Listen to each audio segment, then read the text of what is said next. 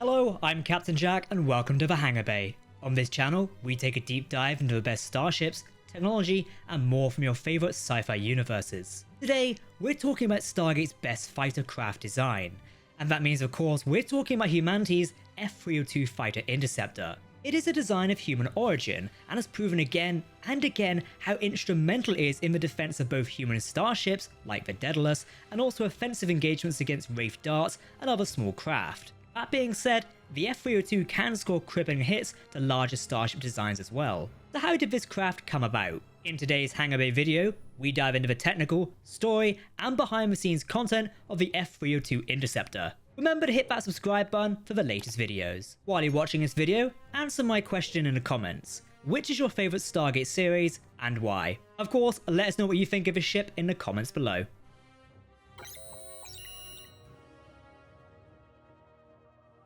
At a length of 14.26 meters, a wingspan of 26.70 meters, and a height of 5.92 meters, the F-302 Fighter-Interceptor was designed as an air and space superiority vehicle, initially built and operated by the United States Air Force under the eyes of Stargate Command and later Homeworld Command. The multi-role fighter was designed to operate with a crew complement of 2 personnel, one being the pilot and the other being the co-pilot. However, the craft could successfully operate with just a pilot on occasion. The pilot would operate the craft in flight and deal with weapons, while the optional co-pilot has been displayed as operating comms equipment, sensors, and information uplinks. The second seat is able to operate the F-302 as the pilot can pass control over. While able to operate from Air Force bases and stations, F-302s were typically assigned to the Prometheus or the fleet of Daedalus class warships. Depending on the mission configuration, these ships could carry 1 or more squadrons. The F-302s can be used for planetary defense of Earth and Atlantis, and also stationed off-world in locations such as the Alpha Site or Icarus base. While designed for combat, the F-302 is versatile. It can also transport and deploy objects like satellites into orbit. This was done via a small payload docking bay on the underside of the craft. Engine system wise, the F-302 had 4 different sets of engines. The first are air-breathing jet engines, then we've got modified aerospikes for high altitude, a rocket booster, and finally a hyperspace window generator. While other fighters like the Goa'uld Death Glider cannot fit a hyperdrive on board, the F-302 uses an Aquadria to power the hyperdrive window. The hyperdrive is also more compact, and as such, allows the ship to open brief hyperspace windows. Combining the F-302 engine systems and her inertial dampeners means piloting the Fighter-Interceptor feels like flying a 747 but maneuvers like flying an FA-22 fighter jet. These dampeners give the F-302 increased maneuverability and protects the pilots. They reduce the craft's mass and cancel out the G-forces felt by the crew. Thanks to these engines, the F-302 was capable of very short takeoffs. Now the F-302 can open a brief hyperspace window and hop further along. This ability allows the craft to make short intra-system hops. However, because the F-302 cannot maintain a hyperspace window for an extended period, the craft is incapable of prolonged interstellar travel. As such, to get an F-302 to another planet, Stargate Command has been known to disassemble the Fighter-Interceptor and then reassemble it on the other side of the Stargate. Another way is to have a carrier ship like the Daedalus class ferry fighters along. The prototype of the F-302, the X-302 hyperspace fighter, successfully reached Mach 6 inside Earth's atmosphere at an altitude of 30 kilometers. The X-302 used a modified aerospike engine at high altitudes. It's presumed these capabilities were most likely inherited by the F-302, along with other systems like the inertial dampeners. The F-302's armament features highly effective dual railguns. Modified AIM-128 air-to-air missiles complement this. These missiles have warheads enhanced with Naquadah, meaning they can inflict heavy damage to capital ships such as the hyperdrive systems of Wraith Hive ships. To increase the damage of the F-302, its loadout can be fitted with nuclear weapons to increase their effectiveness against various targets, such as motherships. This is not a standard feature of a fighter design and has been noticed as taking some time to install correctly. A feature of a Fighter-Interceptor is the heat-seeking ordnance. For example, many parts can be heard using a brevity code, FOX-2, when firing missiles from the F-302. This indicates the launch of infrared-guided missiles, as opposed to the radar-guided AIM-120s, which go by the designation of Fox 3. Another advanced system is the sensors and communication equipment on board the craft. The F-302 can send and receive signals between Earth and Jupiter, as well as being further away. In terms of onboard sensors, the F-302 is capable of detecting ships around 600 kilometers around it. While human-built, it is possible these onboard sensors are of Asgard design, like the ones installed on Prometheus and Daedalus-class starships. The F-302s come with a selection of additional features. For example, while the craft does possess standard landing gear, it also has access to 3 grappling cables that allow it to latch onto another object. These cables are designed to withstand considerable strain. This allows the F-302 craft to tow objects far larger than the fighter itself. An example of this is when Major Lawn's team used the F-302s to tow an asteroid above the city of Atlantis. Safety is always a concern. As such, the fighter design has hundreds of safety systems installed to compensate should anything go wrong. An autopilot system can cut in to ensure safety, and an emergency ejection system allows pilots to escape in the case of heavy damage to the fighter craft.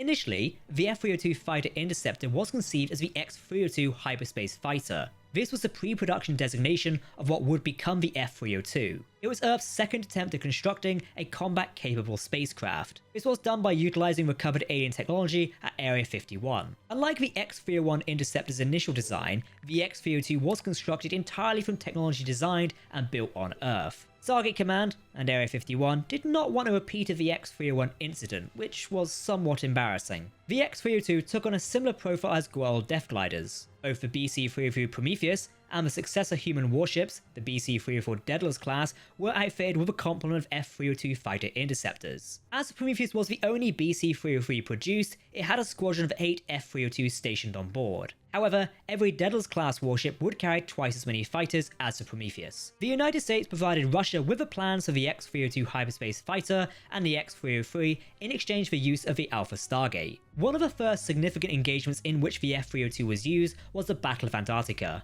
Multiple F-302s were deployed to protect SG-1 in their mission to activate the ancient outpost before Anubis' forces engaged them. Under the escort of Prometheus, the F-302s engaged Goa'uld Death Gliders and Al-Kesh. As more and more Daedalus-class warships were produced, they would all carry F-302s on board. For example, the newly launched and rushed into service Russian Korolev ship would carry a complement of F-302s. Sadly, these were useless as the ship was destroyed in the Battle of the Supergate. Thankfully, SG-1's Lieutenant Colonel Cameron Mitchell managed to escape the destruction of the starship in one of these fighters. The technology of the F-302 was not perfect. When the Daedalus was transporting members of the Atlantis expedition back to the Pegasus galaxy, a Wraith computer virus hijacked the Daedalus and eventually routed itself to the onboard computer of one of the F-302s. Lieutenant Colonel Shepard and Dr. Rodney McKay managed to use another F-302 to take out the Wraith-controlled fighter and defeat the virus once and for all. Before the events of the Battle of the Void, Colonel Shepard would lead at least 4 F-302s from the Daedalus in an attempt to take out 2 Wraith Hive ship hyperdrives. The fighters were very effective in combat, defeating the Wraith Darts that opposed them.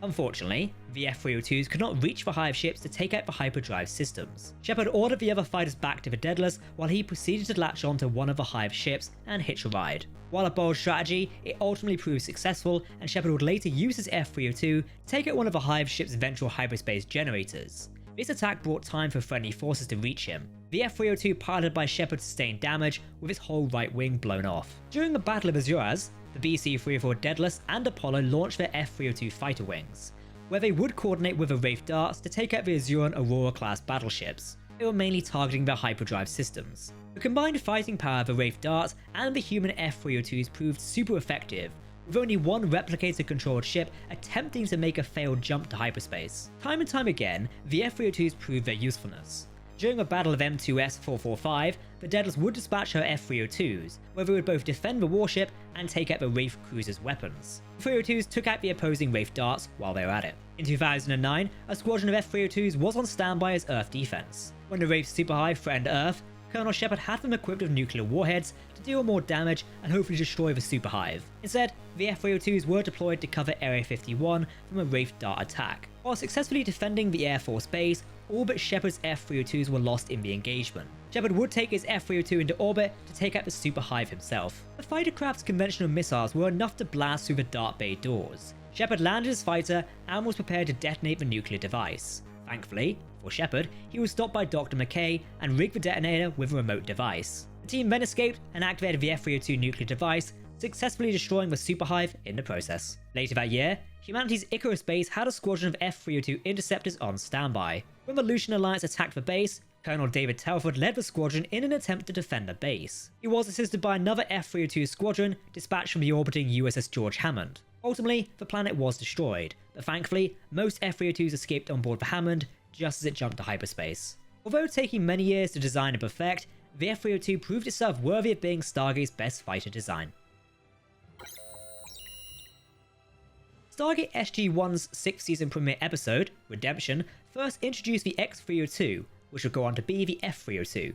SG-1's set designer, Peter Bodnaris, based the design of the F-302 on the US Air Force stealth fighter known as the F-177A, and the HL-10 aircraft from the 1970s. It was important that the team still left the origins of a Goa'uld Death Glider in the design to be recognisable. Peter and his team focused on creating a realistic looking cockpit interior for the X-02. You can see this regarding the headrest with its overhead ejection handles and emergency systems. The original concept work for both the Prometheus and the interior of the X-302 was based on aircraft and aircraft carriers. Director Andy Mikita came up with the idea of putting the prop of the X-302 onto a flatbed truck and driving out of a hangar so that it looked like the F-302 taxied itself out to the runway in the Redemption episode. Producer Joseph Malozzi has previously shown off concept artwork of the X-302, which clearly shows the design evolution from a Goa'uld Death Glider inspiration. Not including mentions, the F-302 has appeared in at least 22 episodes of Stargate since its conception as the X-302 in the SG-1 Season 6 episode. Impressive.